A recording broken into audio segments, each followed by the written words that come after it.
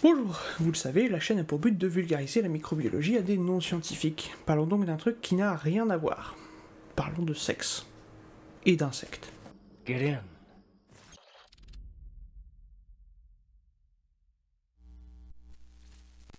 Alors j'ai pas l'habitude sur la chaîne de parler de religion, mais je pense que pour ce coup-ci on va faire un petit détour et vous allez voir, ça va être rigolo. Vous connaissez peut-être la légende du roi Hérode, issu de ce fantastique livre d'heroic fantasy qui s'appelle la Bible. Fantastique, t'es sûr? Non, pas vraiment. C'est un peu vieillot, c'est pas très bien écrit, c'est répétitif, moralisateur, un poil paternaliste. Bof, pas terrible, ça a mal vieilli. Puis la communauté est un petit peu trop hardcore sur le jeu de rôle. Bref, dans ce petit livre peu connu, on a l'histoire du roi Hérode. Un mec qui s'est levé du mauvais pied et qui se dit que zigouiller des bébés mâles, c'était cool. Bref, pas le genre idéal. Et bah les bactéries, elles aussi, elles ont leur roi Hérode. De toute façon, les bactéries, elles ont leur propre tout et n'importe quoi. Pas dur, on a tout copié sur elles. Bref, la bactérie du jour, notre roi Hérode, ça va être Wolbachia, ou Wolbachia. Je vais sûrement prononcer les deux, et je m'en fous. Bref, cette bactérie, elle zigouille les mâles. Mais pas que. Et pas n'importe lesquels. Elle zigouille les mâles des insectes. Et pourquoi elle fait ça? Eh bien parce que les mâles, ça ne sert à rien. À elle. On va faire polémique avec cet épisode aujourd'hui. Et pourquoi les mâles, ça ne sert à rien? Parce qu'un mâle ne pond pas d'œufs. Et oui, parce que cette bébête se transmet par les œufs. Les œufs qui sont pondus par les femelles, donc pas par les mâles. Elle va donc faire son possible pour augmenter la population de femelles et diminuer la population de mâles dans un écosystème, en les butant, ou en les transformant en femelles. Et c'est ce qu'on va voir aujourd'hui.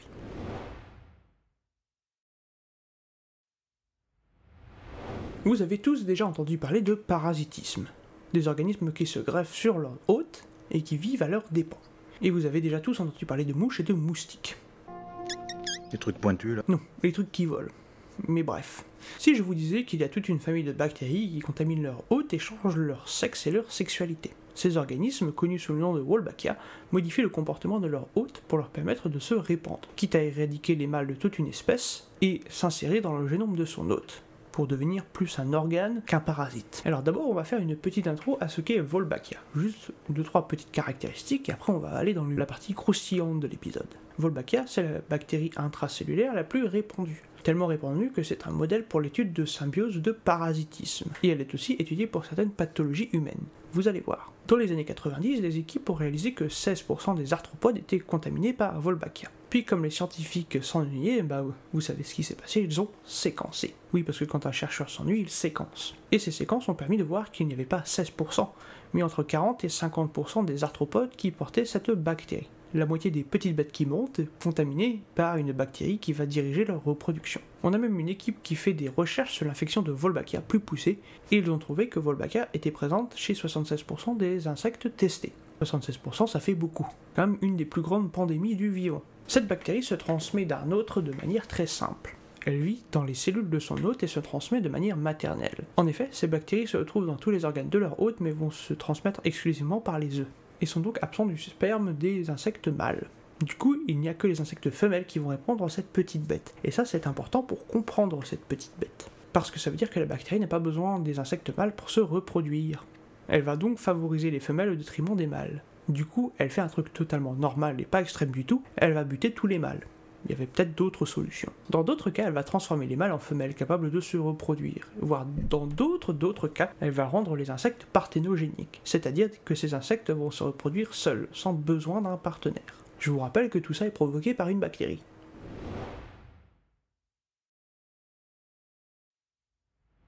Une bactérie, c'est petit. Une bactérie parasite, c'est encore plus petit. Et on a vu ça aussi chez les bactéries prédatrices. Il y aura un lien quelque part à l'écran. Et Wolbachia, elle est toute petite, entre 0,2 et 4 microns. Donc c'est petit pour une bactérie normale. Et non, Tiffy, tu n'as pas la taille d'une bactérie normale. Décrite il y a près d'un siècle, c'est une gramme négative avec une membrane externe et interne. On a déjà parlé de ça aussi. Wolbachia est une petite bébête toute mignonne qui a un tout petit génome, parce qu'elle a perdu les gènes dont elle avait besoin, parce que quelqu'un d'autre faisait ce boulot-là pour elle. Donc comme elle avait plus besoin de ces gènes, elle les a perdus. Et donc elle se retrouve avec un tiers de gènes de Escherichia coli. C'est pour avoir un ordre d'idée. C'est relativement commun que des parasites aient un petit génome, vu qu'ils n'ont pas beaucoup de gènes de synthèse, parce que c'est leur hôte qui fournit la bouffe. Vous fournissez la bouffe, et du coup, vous restez en vie. Ce qui est très approprié pour Wolbachia. Mais surtout, elle va influencer le cycle de son hôte en altérant son cycle sexuel, la détermination de son sexe, l'apoptose, c'est-à-dire la mort cellulaire programmée, et la formation des embryons.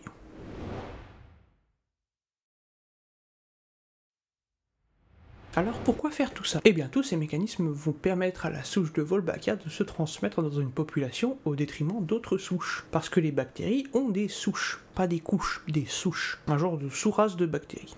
Oui je sais, c'est un terrain glissant ça. Bref, tout ça pour améliorer la viabilité et le développement de son hôte qui va transporter notre brave petite bête. Cette souche de bactéries va augmenter la viabilité de son hôte, ce qui va lui permettre de se transmettre plus facilement, et donc augmenter la viabilité de sa souche. Et comme tout est affaire de compétition, Wolbachia va améliorer ses chances de se reproduire et de se disséminer en limitant le développement des organismes qu'elle ne colonise pas dans une population. Attendez, j'explique. Cette bactérie va utiliser différentes stratégies pour altérer la reproduction des hôtes non contaminants. Elle va augmenter la population de femelles, parce que c'est comme ça qu'elle va se disséminer. Mais elle a aussi plein d'autres options. Elle a développé tout un arsenal de manipulation de ses hôtes pour maximiser sa propagation, parmi lesquelles la féminisation, la parthénogenèse, l'élimination des mâles et l'incompatibilité cytoplasmique. Et on va voir ça aujourd'hui. Oui, ça c'était l'intro de l'épisode.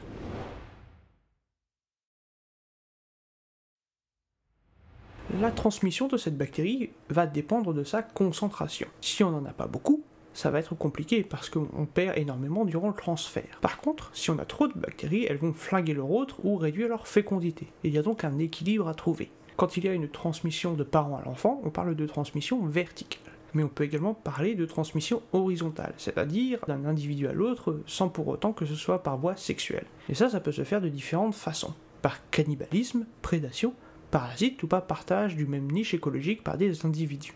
Une des stratégies pour se disséminer, c'est de perdurer. Et une des façons de perdurer, dans le cas de Wolbachia, c'est de buter les mâles. Dans un premier temps, elle va infecter les larves d'insectes en se développant chez les femelles et en flinguant justement les mâles. Puis, ce qu'elle n'utilise pas ces derniers pour se reproduire, elle va donc augmenter le pourcentage de femelles infectées dans une population. Elle va également donc augmenter le pourcentage d'insectes infectés dans une population. Ce qui va conduire à une augmentation des femelles dans la population. Et ça, c'est dû à un gène que l'on va appeler WMK, qui va empêcher le développement de l'embryon mâle et donc mener à sa mort. Cette stratégie, c'est ce qu'on appelle le male killing. Elle va tuer les mâles grâce à ce gène WMK, qui va justement buter les mâles, conserver les femelles et permettre à Wolbachia de se développer, par le biais justement d'encore plus de femelles.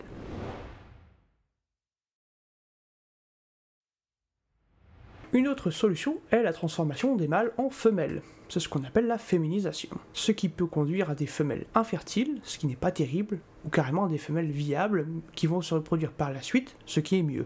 Parce que de temps en temps, dans une population, il y a quand même des mâles qui survivent aux contaminations par Wolbachia. Et dans ce cas, cette bactérie utilise les grands moyens. Elle va faire changer de sexe à son hôte. On va prendre un exemple bien connu, c'est celui de Armadillum vulgari. Chez cette brave petite bébête, la différenciation en mâle s'effectue par des hormones, qui sont produites par des glandes dites androgènes. Ces glandes vont être infectées par Wolbachia, et cette bactérie va donc inhiber la sécrétion de ces glandes, faisant devenir votre insecte mâle un insecte femelle.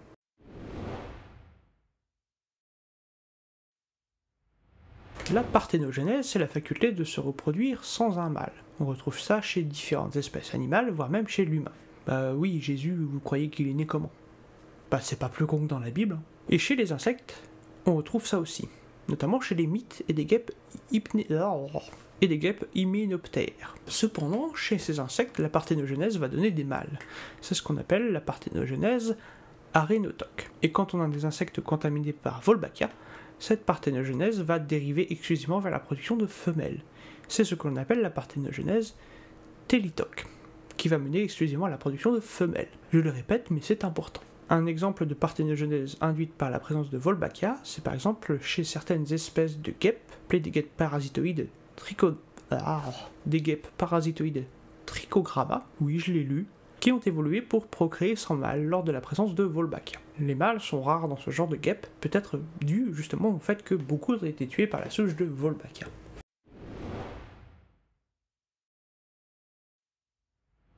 Un autre mécanisme est l'incompatibilité cytoplasmique et l'incompatibilité bidirectionnelle. qui est la capacité pour un mâle infecté par Wolbachia de se reproduire avec une femelle non infectée, ou par des femelles infectées avec une autre souche de Wolbachia. Je l'ai dit un peu plus tôt, mais il y a quand même une compétition entre les différentes souches de bactéries aussi. Alors, c'est un mécanisme un peu étrange, donc on va y aller doucement. Pour qu'une souche se développe, il faut 1. Que l'environnement soit plutôt cosy, et 2. Que la concurrence ferme bien sa gueule.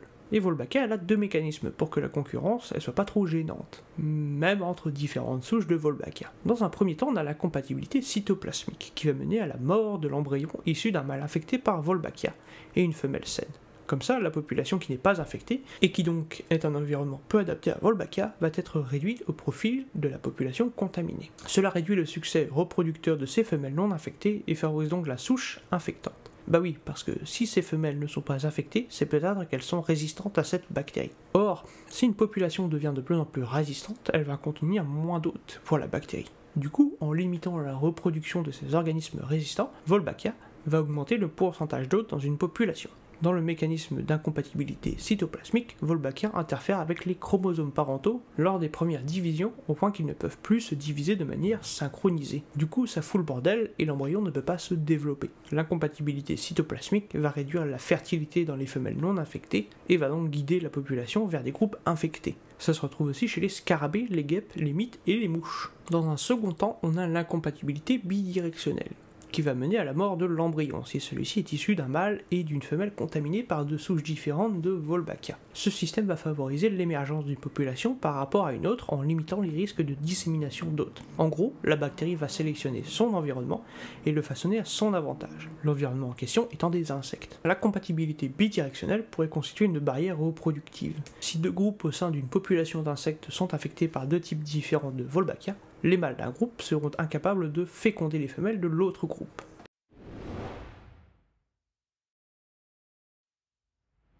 Bon, sinon Wolbachia n'est pas bête.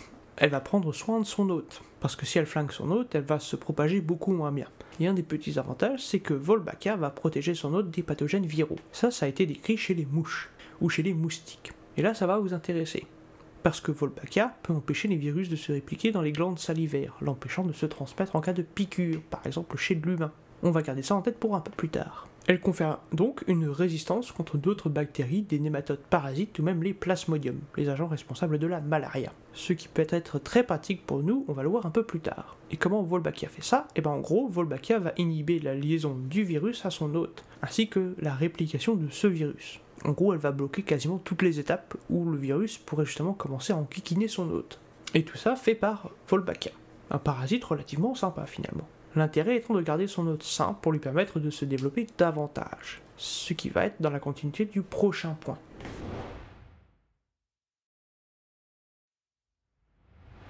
Le meilleur moyen pour un organisme de rester au chaud dans son hôte, c'est de se rendre indispensable. Et c'est ce que Wolbachia fait dans une relation dite mutualiste, où Wolbachia a besoin de son hôte et son hôte a besoin de Wolbachia. Du coup, c'est du donnant-donnant. Par exemple, chez le nématode, notre bactérie ne veut pas synthétiser certaines vitamines. C'est con. Surtout qu'on l'a dit, mais les vitamines, c'est un poil important. Alors que son hôte, le nématode, lui, il sait faire ça. Du coup, Wolbachia a tout intérêt à bichonner son hôte.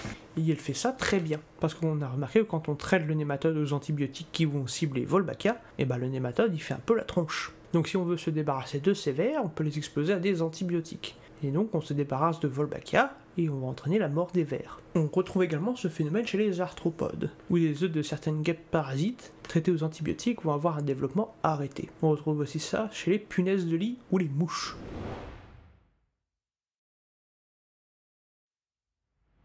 Il y a un paquet d'insectes contaminés par Wolbachia, et donc il y a énormément d'impact de Wolbachia sur la diversité génétique, parce que cette bactérie flingue une partie de la population d'insectes, et donc on va avoir une évolution de son hôte pour aller vers de la résistance.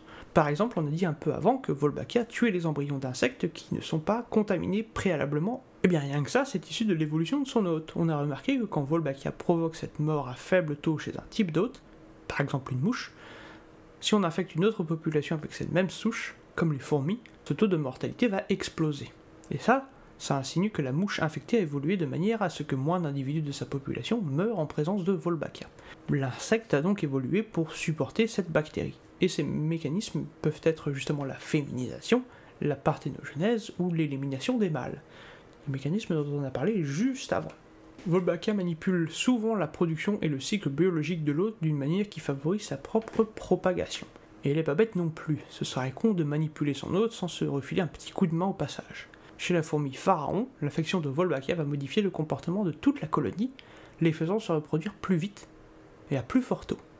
Ce qui va donc booster la colonie, donc augmenter sa population et augmenter son nombre d'hôtes pour Wolbachia. Pas folle la guêpe. Enfin, la bactérie. Les effets de destruction des mâles et de féminisation des infections à Wolbachia peuvent également conduire à une spéciation de leurs hôtes. Par exemple, on sait que les populations de cloportes, Armadillium vulgari, qui sont exposées aux effets féminisants de Wolbachia, perdent leur chromosome déterminant la femelle. Dans ces cas, seule la présence de Wolbachia peut amener un individu à se transformer en femelle. Oui, Wolbachia est vraiment partout chez les insectes. Un autre mécanisme que l'on pourrait considérer, c'est ce mécanisme d'incompatibilité entre insectes. Rappelez-vous, quand un mâle contaminé fait des galipettes avec une femelle saine, ça va entraîner la dégénérescence de l'embryon, pour éviter la propagation d'une population qui peut montrer une résistance. Et donc si on relâche les mâles infectés à Wolbachia, ça va causer une forte mort des embryons en cas de croisement avec des femelles non infectées. Et oui, dans ce cas, on va un peu niquer la population. À ce point de l'épisode, j'espère que vous vous rendez compte que Wolbachia a un peu d'impact sur son hôte. Un peu. Et un de ces impacts, c'est le transfert de gènes. Parce que quand on se reproduit par parthénogenèse, on ne va pas créer des brassages génétiques, parce qu'on va justement transmettre les mêmes gènes. Encore et encore. Une sorte de clonage. Du coup, on se reproduit tout seul comme un grand, et on ne brasse pas les gènes, on va donc se retrouver avec une population qui va être génétiquement très proche et très uniforme. Cependant, quand on a deux organismes qui évoluent conjointement, on a fatalement des transferts de gènes. Il y en a donc des gènes de Wolbachia qui sont intégrés aux gènes de leur hôte, et vice versa. On a donc une mini-forme de brassage.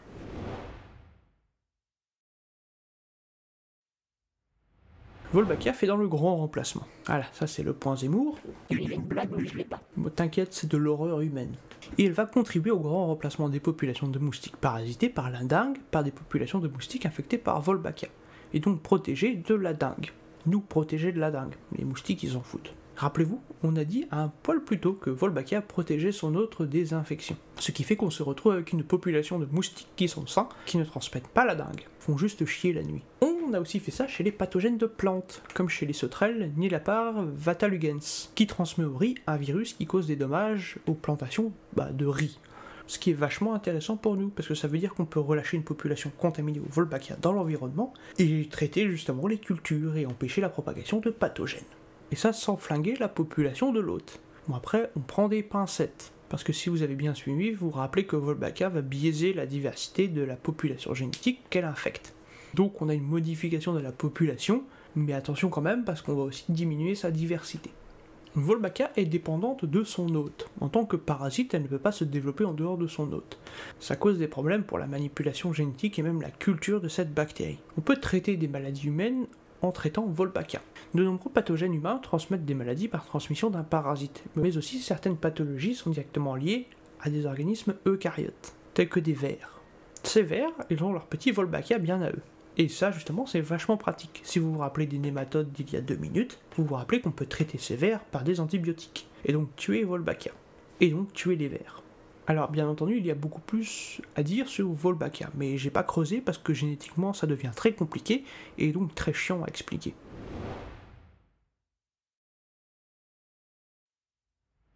Wolbachia est une toute petite bête avec un énorme impact sur le vivant. Un des nombreux exemples de cette chaîne, justement de l'énorme impact des bactéries. Mais là où avant je vous parlais énormément de leur impact sur le climat, là je vous parle directement des impacts sur les maladies, mais justement par le biais d'autre chose que simplement des pathogènes. Ici on a une observation directe de l'effet de cette bactérie sur le vivant. Et en plus on a même des applications possibles à ça. C'est pas mal, non ? J'espère que cet épisode vous a plu, n'hésitez pas à le commenter, liker, partager et à vous abonner si ce n'est pas déjà fait. Moi je vous dis à la prochaine pour plus de vidéos, plus de microbes.